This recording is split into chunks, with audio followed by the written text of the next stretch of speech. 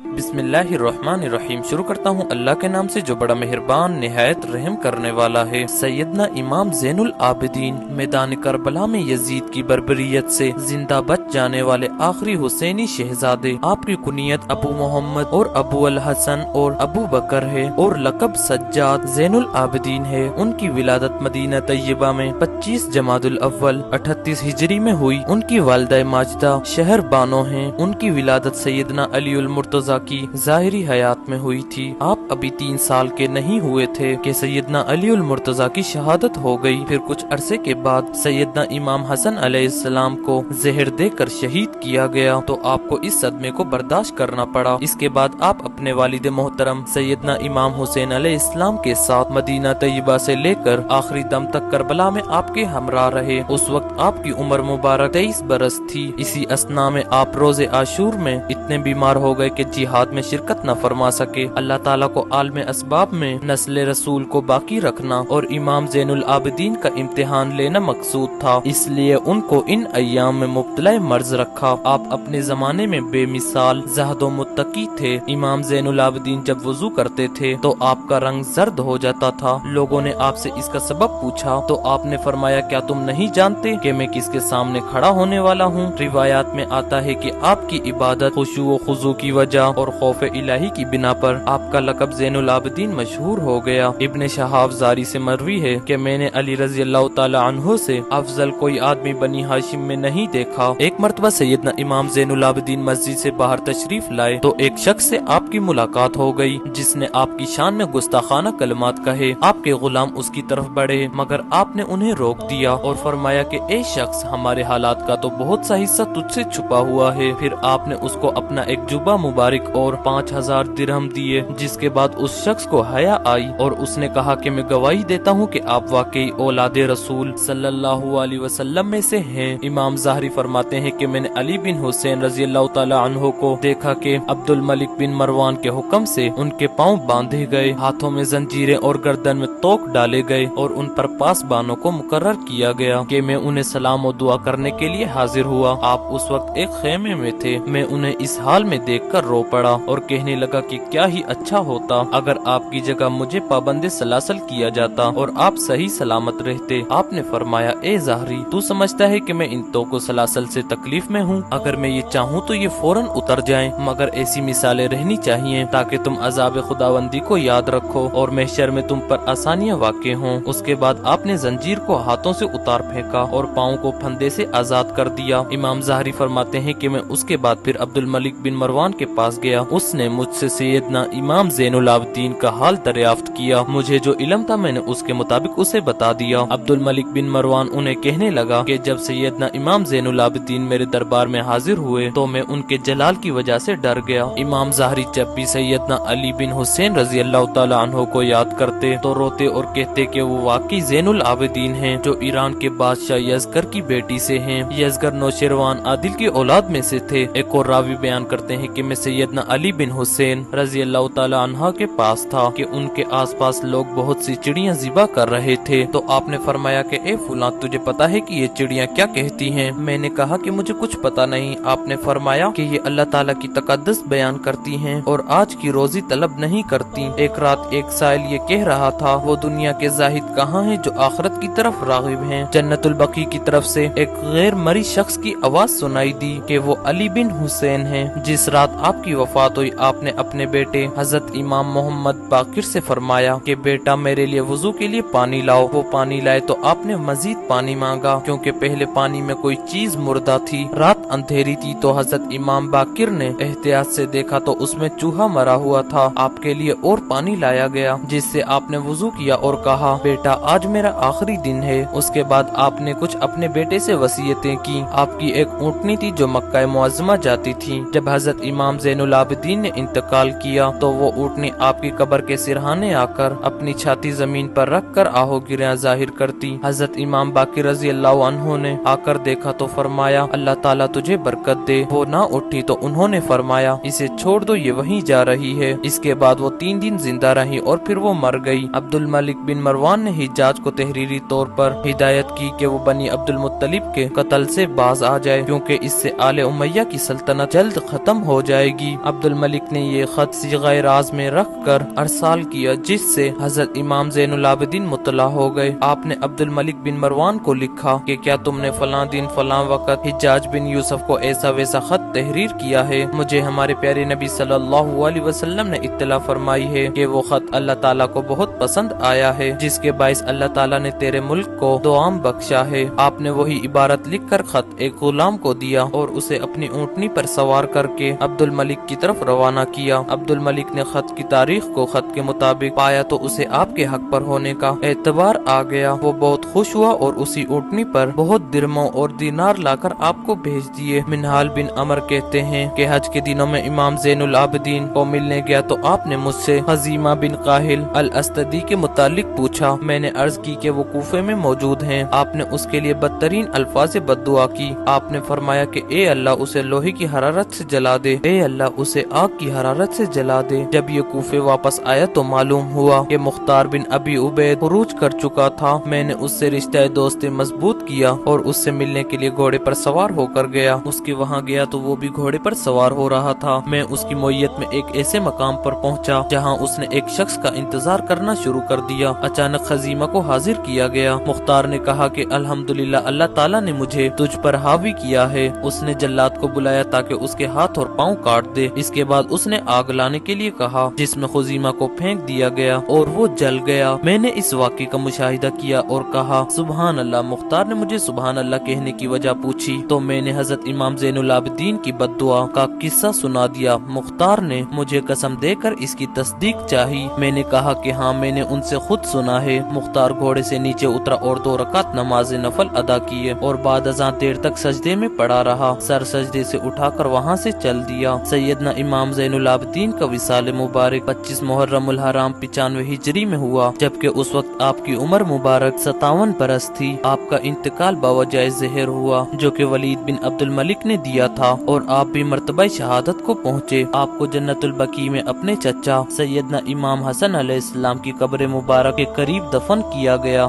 دوستوں آج کے لیے اتنا ہی، ملتے ہیں اگلی ویڈیو میں، تب تک کے لیے اللہ حافظ۔